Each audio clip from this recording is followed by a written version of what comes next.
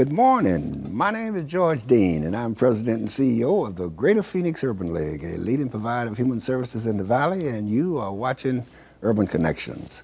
For those of you who might be tuning in for the first time, you need to know that Urban Connections came about through an agreement with Channel 3 and the Greater Phoenix Urban League that we would bring you a program at least once each month to talk about various situations, concerns, conditions, and so forth that are taking place not only here locally, but also statewide and indeed nationwide. And today we're going to be talking about something that is near and dear, certainly to the Greater Phoenix Urban League and to me, as well as to most of you out there, and that is education. And especially education as far as our young people are concerned, our youth are concerned, because, you know, we've said for a long time in the Greater Phoenix Urban League that our children equal our destiny, and for our children to be a part of what we are going to be in the years to come, we got to make sure that those children are educated and guided and nurtured and loved and so forth. So we're going to be talking with a young man this morning that has been a part of another nonprofit organization taking place here in the Valley for the past 10, 11 years or so. And we're going to talk about education and what we're doing about that particular situation. Stay tuned. We'll be back.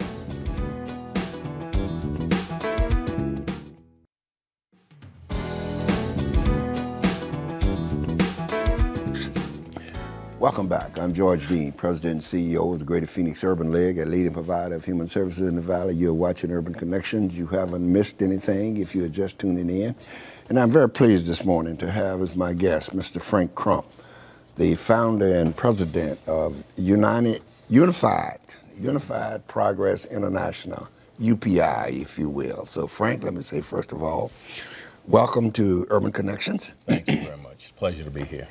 And let's just get ready. Let's talk a little bit about Frank Crump, first of all.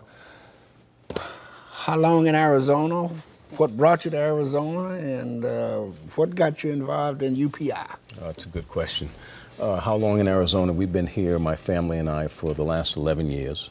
Okay. We moved here from Singapore. I lived actually in Asia for for 20 years, 20 plus years in both Bangkok, Thailand, and in Singapore. My wife is Singaporean. I've got two children who were born in Singapore, went to school in Singapore. And as we're talking about education, Singapore is certainly one of the top countries in the world with regards to education. I came back here in 2003.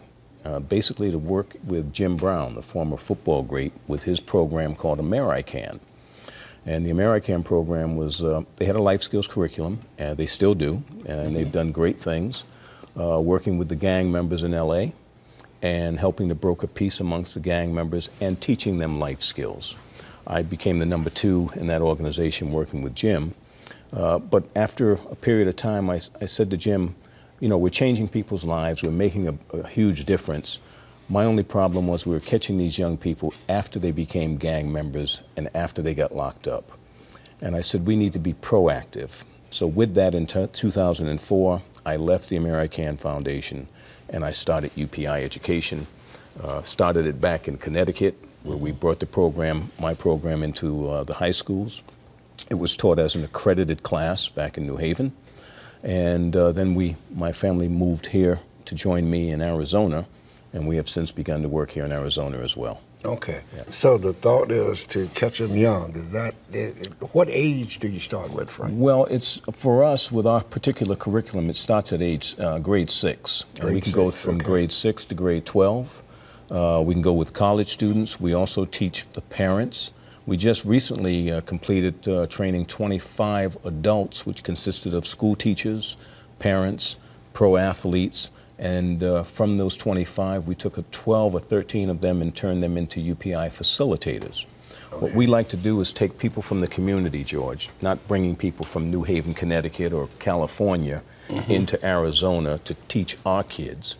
We want to take people from the community that know the community, probably even went to the same school, know the parents, and get them involved with our curriculum in helping to teach these kids what society will expect and demand of them, what it's going to take for them to be successful.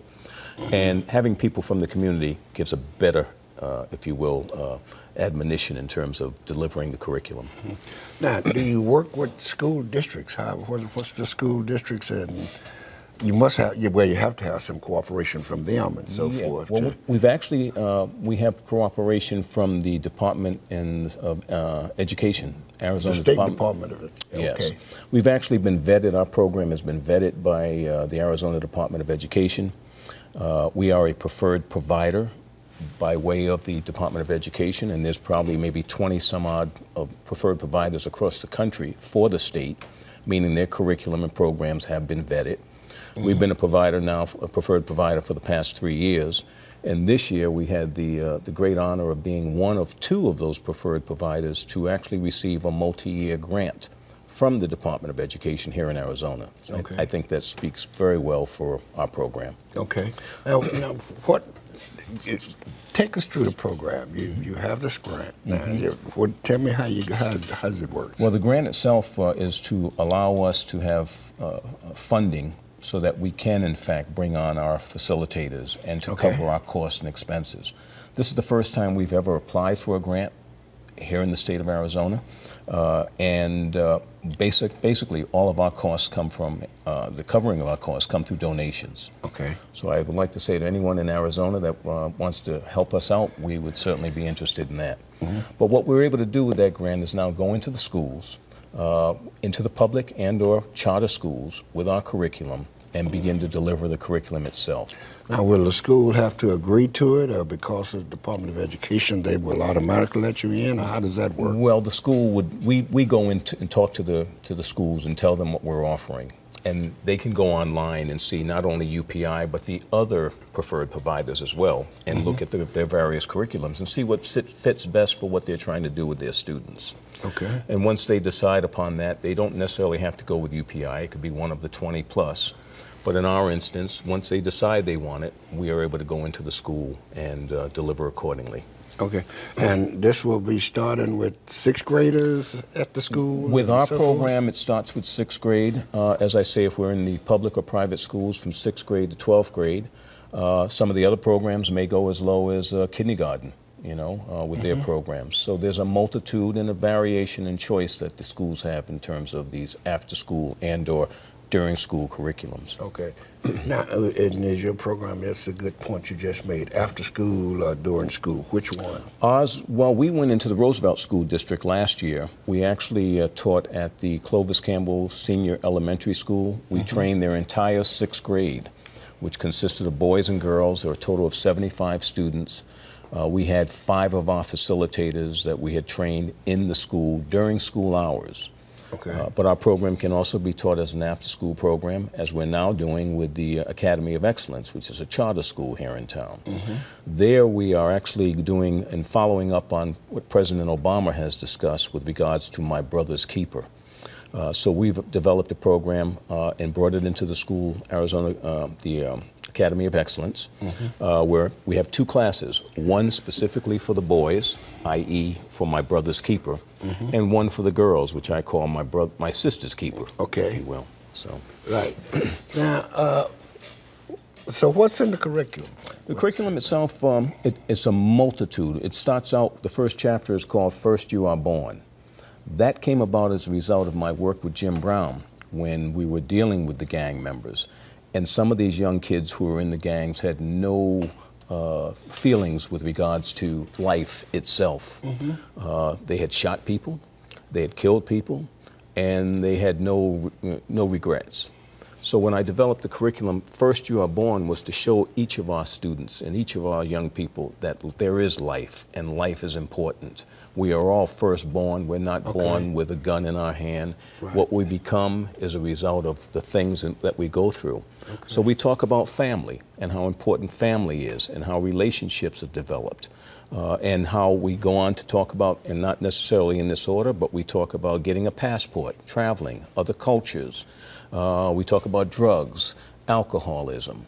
We talk about incarceration. We even talk about death and how to overcome and deal with death, which some of these kids obviously have to deal with, and likewise when their parents are incarcerated.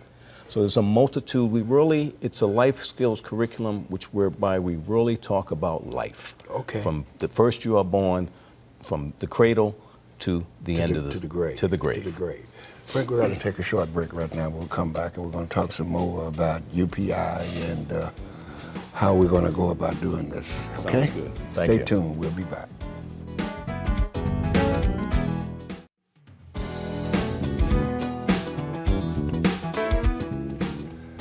Welcome back.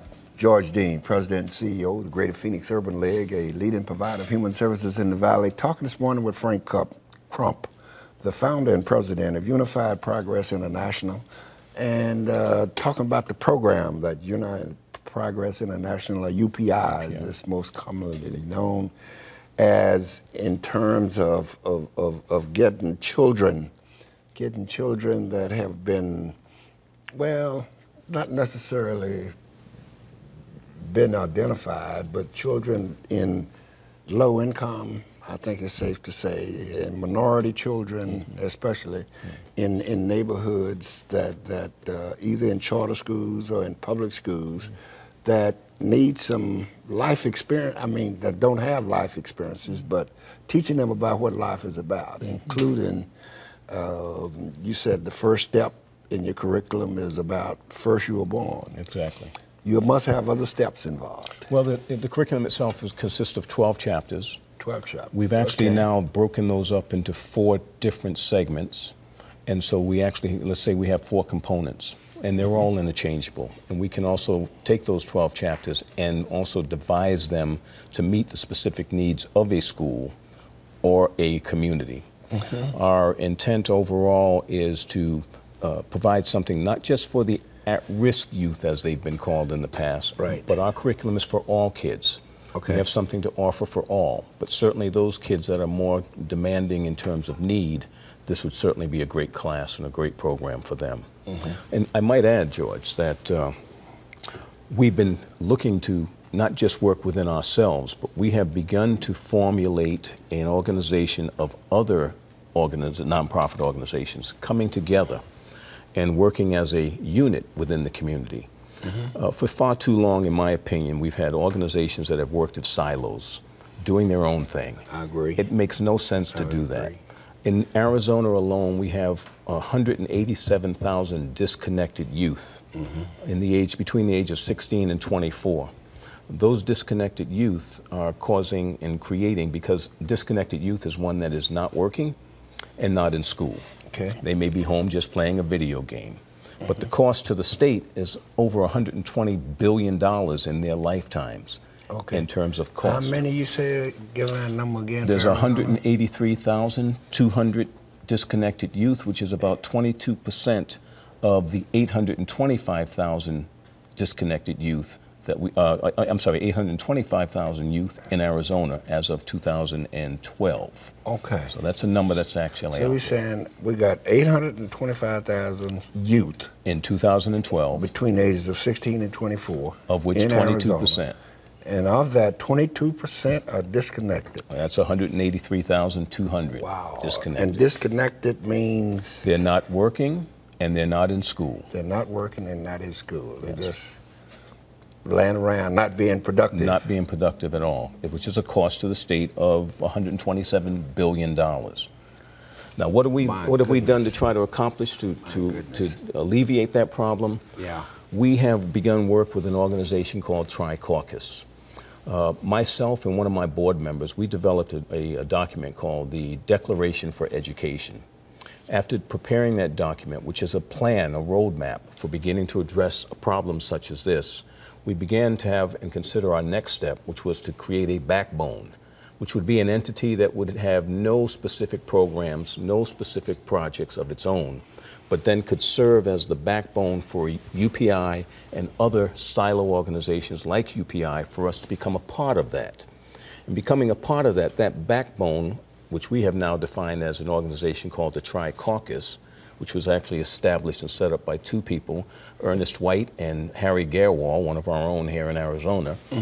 They are now have agreed to become the leader for us with regards to taking the silo organizations and serving as our voice our piece of market voice within the market to begin to resolve and work on the issues. So we've begun to take that Tri-Caucus, the backbone, and we're beginning to bring in some of the 140 organizations here in town that would suit the needs of working within such an organization. Okay, okay. That 122,000, that's a lot of young people, man. That's a lot of young people. How do you identify them, though? And how are you going to get them to change their way, change what they're doing and so forth? Well, the identification is certainly a major issue. And there are other organizations that are also out here today that are looking to solve and deal with that particular problem and that issue. The question that you raise is the one that they all raise. How are we going to find them? How are we going to identify them? How are we going to get them involved?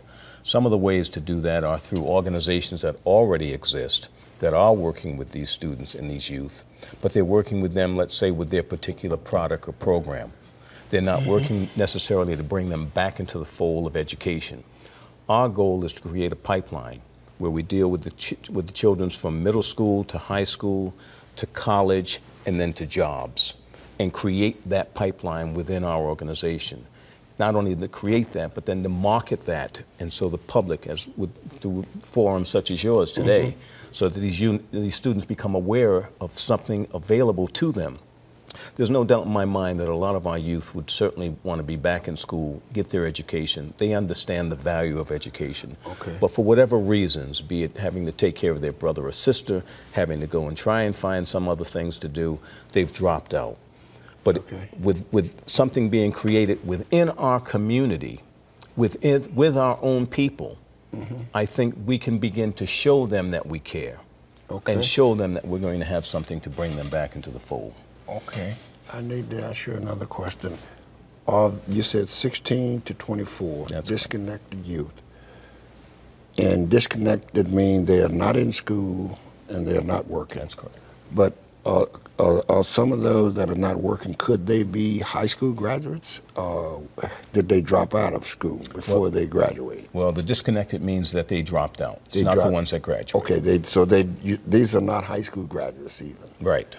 Oh my goodness. That's right. My goodness, that's a big job ahead. I mean, and it's going to take all of the organizations that you're talking about and then some to really make that happen. But at least you have begun the process, and this group we're talking about, the Tri-Caucus is the backbone for what we're doing here. They are they stand alone. Okay. So they don't have any products or services of their own.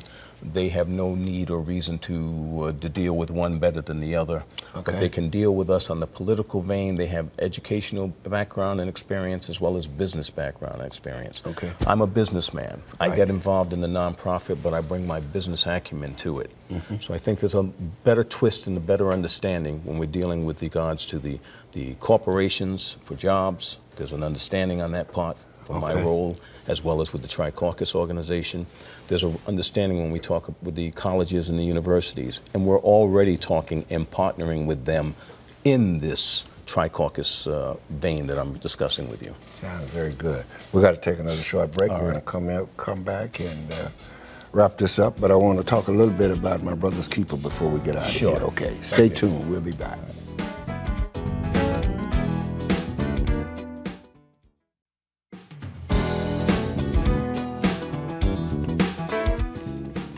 Welcome back. I'm George Dean, President and CEO of the Greater Phoenix Urban League, a leading provider of human services in the Valley, talking with Frank Crump, the founder and president of UPI. And we've been talking a lot about UPI and what it's doing, but there are some things that we need to cover real quickly here because we're running out of time. Number one, our Brother's Keeper. What's that about? My Brother's Keeper is a thing that was started by President Obama, primarily when he said to the various communities across the country that we need to begin to do something in our respective cities and states to work and help with our primarily minority male students. And in my vein, I think we need to do something to help all of our male students and our female students, but specifically that's my brother's keeper. Okay, and that's something that is ongoing now. We got it going here in Arizona. Here in Arizona, the Arizona Community Foundation has stepped up to say that they're going to put money in towards that, and so they're going to be looking for organizations like UPI and silo organizations to bring them in on board to work specifically helping those particular youth. Okay. And now UPI, getting back to it once again, I know you got a couple of, you said you had a board of directors. Tell me about a couple of people on your board. On our board, well, you can go to our website, which is www.upieducation.org, and see complete. But some of the key people we have are Dr. James Comer from Yale University. Yeah, very, very well known. All right. Yeah. And you might remember the term latchkey kids. That was started by Fred Stickney when he was president and CEO of the YMCA in San Francisco. He's also on our board. Okay. So we've got some very good people that are supportive of what we're doing, and again, I think that speaks very well for our overall organization. Oh, yes, it does. Yes, it does. And Frank, how many, do you have a goal for how many kids you hope to touch in 1 year period of time? We certainly do. Our key guy for training right here in town is Rod Ambrose. Okay. Rod's been with the city of Phoenix for many years. Rod's goal is to touch 500 kids this year, 2015. Okay. We hit 125 last year. We have a leadership program in addition to our regular curriculum. And we also have a summer camp program, which we started last year, 5.5-week summer camp program.